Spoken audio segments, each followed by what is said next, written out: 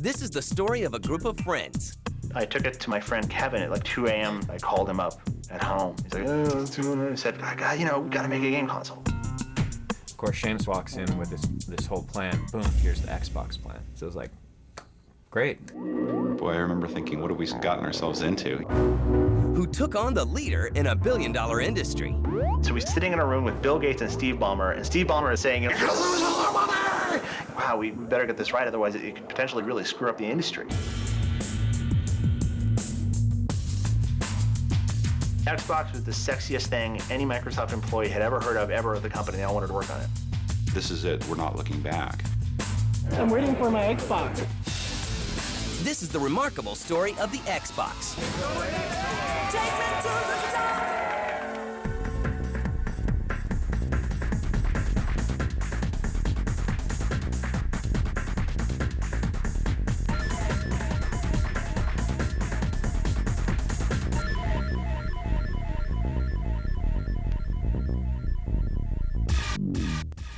The Xbox begins with the driving force behind it, Seamus Blackley.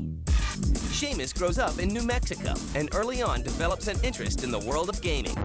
I can remember very distinctly the feeling of playing my Atari 2600 and not really wanting to finish the games or to play them so much, but really wanting to take that excitement I felt and like write my own games.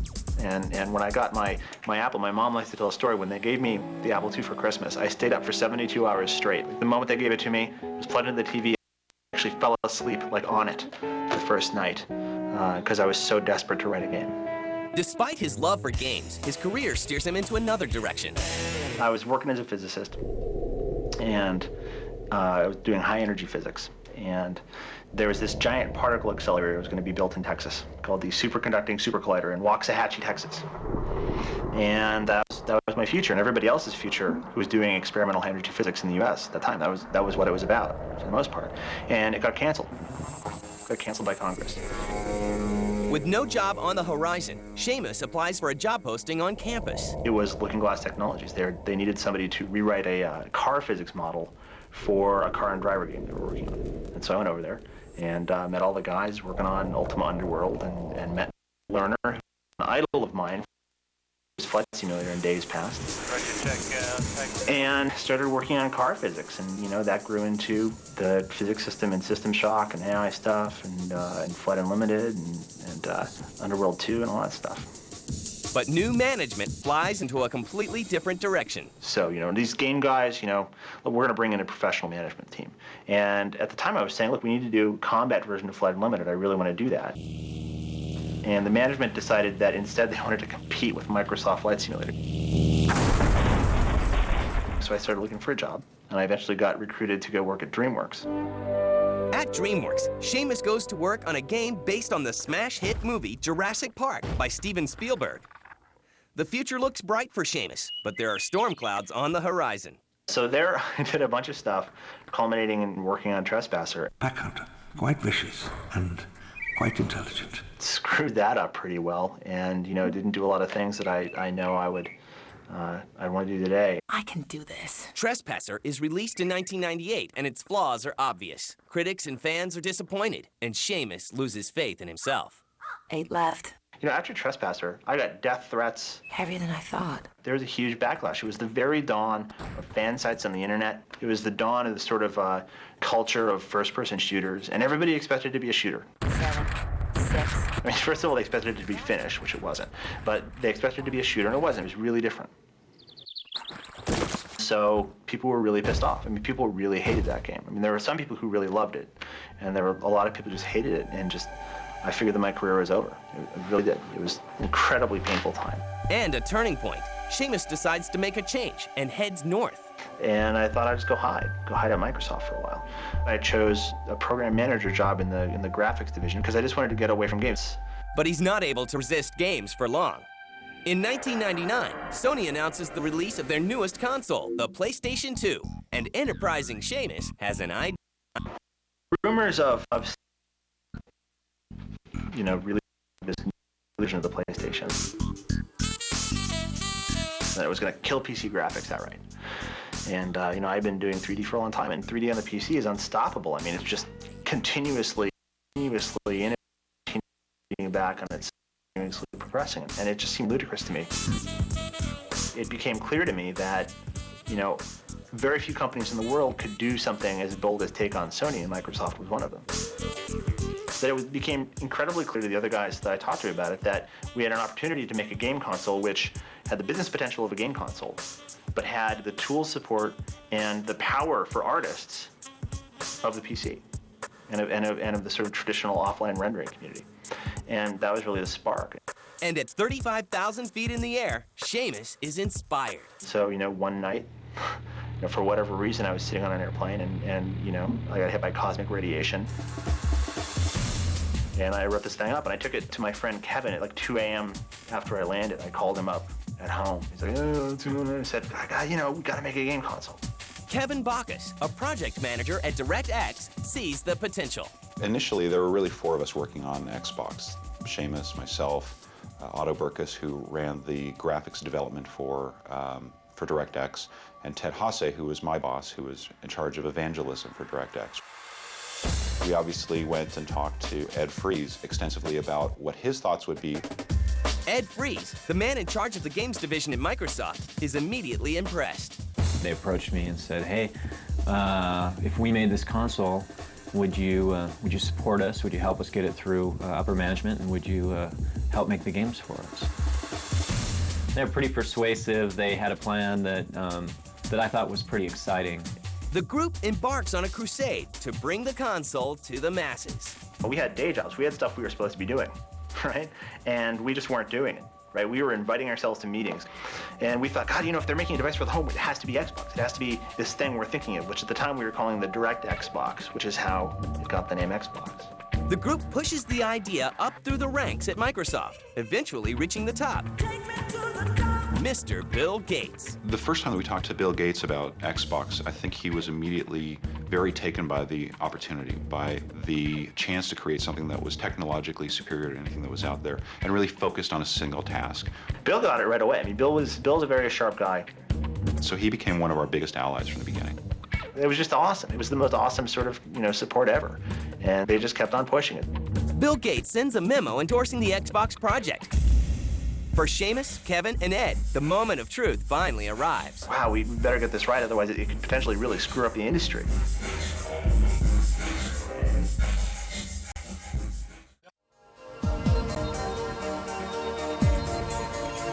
By 1999, the Xbox is a legitimate project. Software giant Microsoft assembles a team to oversee key elements of the Xbox production. Jay Aller came on board to run the development efforts to create the operating system for the device, all the development tools, that sort of thing. And he brought on board a number of people in key positions to kind of round out that group. It was still just an internal project at Microsoft that wasn't something that had been officially announced. It was still very much under wraps because they themselves weren't sure they were going to do it. But the very fact that Microsoft was considering coming into the games console market was a big deal. It could potentially be a bad thing if Microsoft decides they're going to launch like basically a home PC, a game console and put a bunch of PC games on it or something like that, which to those guys who are very smart guys at Microsoft but don't have a lot of context in the game business could well have happened. And so we felt a lot of responsibility to be sure that wouldn't happen. And the response from the gaming community is encouraging. When we went out to publishers and developers is that we've been kind of secretly meeting with all these guys for months and months and months, refining the idea. You know, what do you guys think about this? Oh, that's a crazy idea. What do you think about that? Oh, that's great. As push comes to shove, Gates makes a historical decision. It was a meeting where Valentine's Day was a month before GDC, and it was a point at which we're going to announce it at GDC or we're going to cancel this project because we're not going to be ready in time. It was just the final time. It's like, look, you know, you have to say go or no go now. Starting up a console and spending billions of dollars to enter a new market is a difficult undertaking for any company, even a company the size of Microsoft. So we come into this meeting, it's scheduled to run from 4 to 6 o'clock on Valentine's Day. And Bill is just like immediately on the attack. But what do you mean it won't run Windows? Oh, did we forget to tell you that part? And you find yourself sitting in a room with Bill Gates and Steve Ballmer, and Steve Ballmer is right here, like, you know, the sweat's in his forehead saying, you know, you're gonna lose a lot of money! We all have dinner reservations, and we're in big trouble because it's Valentine's Day and we're not home and the time is going by. And then in the last 5 minutes, the meeting just like turned around like 180 degrees. And you know, I don't know if Bill and Steve had this planned the whole time. And all of a sudden, they're all looking around at each other. We gotta do this, we gotta do this. You know, they're all getting excited, which is fun to be part of. In March of 2000, Bill Gates stands on stage at the Game Developers Conference and announces what many had already suspected. So I'm announcing the Xbox. The modest tagline here is the future of console gaming. This is a huge milestone for us. All they have to do now is accomplish everything they said they could. Boy, I remember thinking, what have we gotten ourselves into? You know, once the product was finally approved and there were absolutely no other reviews or approvals processes, once Bill Gates and Steve Ballmer said, look, you know, this is it, we're not looking back, then the really hard work came in. Every assumption that we had, every plan had to be tested. And it was challenging. You have this giant company behind you, Microsoft behind you, right? You get Microsoft like going in a direction, you better be sure it's the right direction, right? So we started feeling like, wow, we better get this right, otherwise it could potentially really screw up the industry. There was a lot of skepticism about, you know, were we really serious about doing this? Was there ever even going to be a console? There was skepticism about whether we would be able to hit our launch date, whether the performance would be what we said it would be, whether it would in fact be easy to program.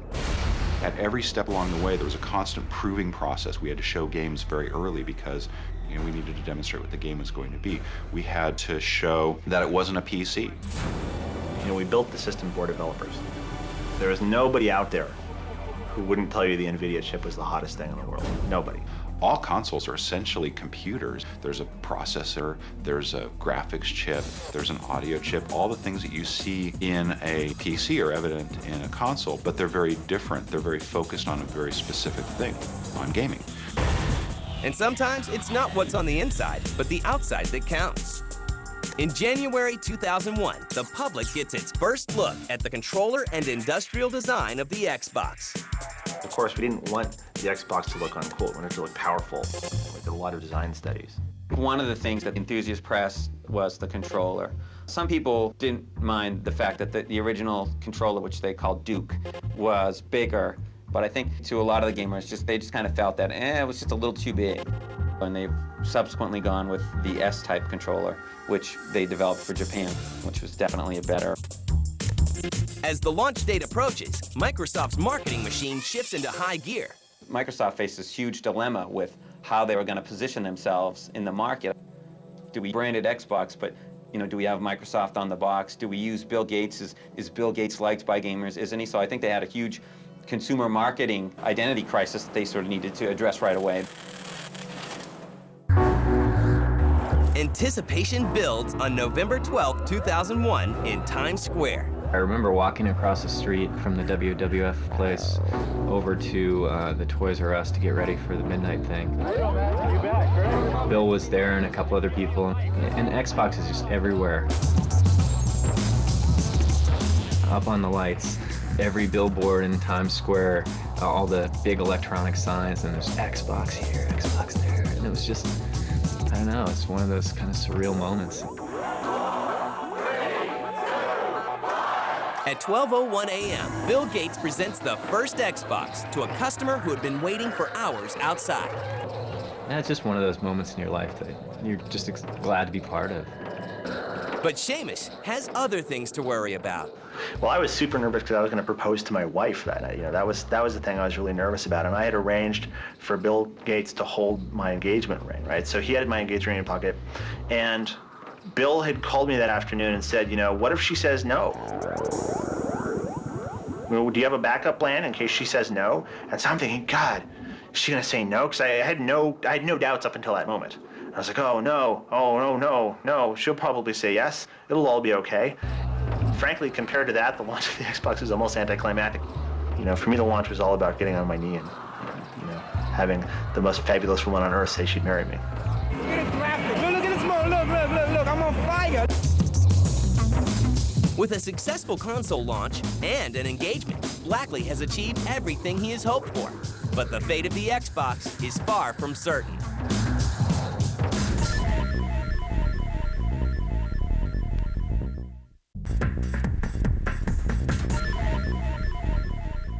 This is an Xbox! And it's #1!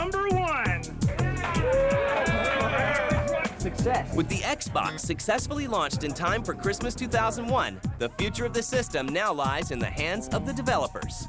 Well, I think that the #1 thing that we wanted to achieve was for people who got an Xbox to just be blown away. Oh, nice! That has to be the ultimate goal, right? You know, we talked to the people in line in New York, and they were really excited about Xbox. The first Christmas, all the hardcore gamers are going to go out and they're going to buy it because they got it. It's new, it's exciting. There's a lot of press about it. They got to see if it really lives up to the hype. But you don't want to take it home and like open it up and have it. And that actually happened with a couple of other console launches, right? People got excited with the technology. You take it home, and of course, technology isn't enough, right? It goes on and makes the boot noise, and then you put in a game that's not so great, and you're like, whoa, they went $300. Oh, that was awesome. They have to feel incredibly happy about it. The thing sold out everywhere, and it was just, you know, a giant success. The real question on any console is how it does in subsequent years, you know, especially the second Christmas. That's really important. That's when, to some extent, the real battle happens. Because everybody has a lot of units out there, a lot of consoles, you know, and the generation of games that come out into that installed base appear. So what happens in the later years is really kind of dependent on the quality of the games. That is something that's, you know, just a very magical and very difficult thing to predict in advance.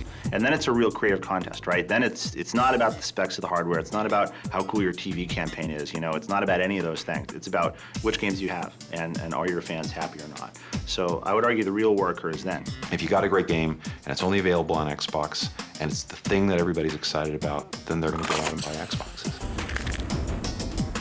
Microsoft's development team, Bungie, provides the must-have game for the season. Halo was awesome. We're not gonna make it. We'll make it. Pull up! Pull up! Played a lot of games in my life, and this is a game I could just sit and play and have a great time. So I really felt pretty confident that we were going to be able to come out and really surprise people.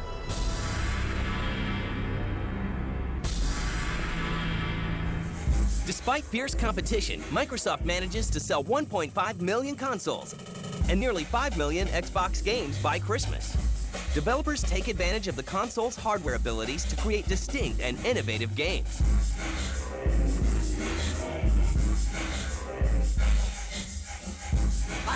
Camera! No. That means turn on the lights, idiot! I'd have to say that right now my favorite game is a game from Microsoft Studios that just came out called Kung Fu Chaos! It's a fighting game, but it's kind of a party game.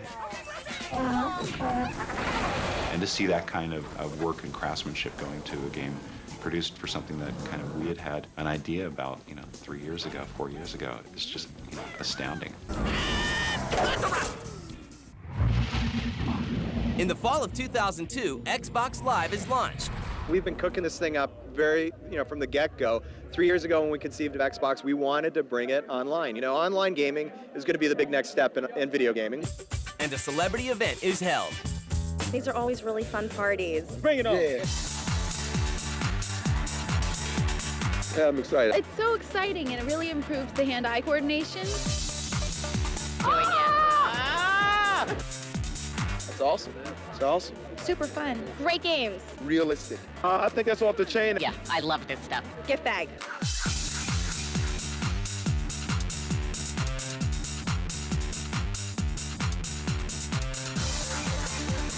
In my mind, I connect the dots thinking about Xbox. Even as the Xbox continues to succeed, preparations are made for a new system. We're deep in planning right now for the next version of Xbox. Is this guy serious? I actually probably spend more time right now when I'm in the office. I probably spend more time right now on Xbox 2 than I spend on Xbox One, if you can believe that. Whatever. And part of that is because we got to do it right this time. Right. We want to have enough time to make sure that we're not like just insane at the end. And that we have the content portfolio really planned out, and we have the games lined up, and that we have this machine that's not only going to be successful in the US, but can be successful everywhere in the world, and that's what's going on. Although Kevin and Seamus have left to start their own development company, just taking a look back is sometimes the greatest reward. It was a mixture because on the one hand, it was really, really hard. But on the other hand, I mean, it was probably the best time I've ever had in my life because we were out doing what we wanted to do. I mean, you know, very few times do you get the opportunity to actually see kind of your, you know, a dream that you had come together, and so many people come together to make it happen. Like looking back to, you know, 1999, it's just unbelievable. I went to Tokyo Game Show and there are giant Xbox banners everywhere, right? It's unbelievable. And you think back to 1999, think back to me and Kevin and Otto and Ted, these four guys like sitting in a room eating jelly beans, you know? Come on, that's a wild ride. That's a really amazing thing. So I guess for me personally, there's that. I can't really hold it to an absolute scale because it's really emotional. So it's just, yes, it's nearly unbelievable.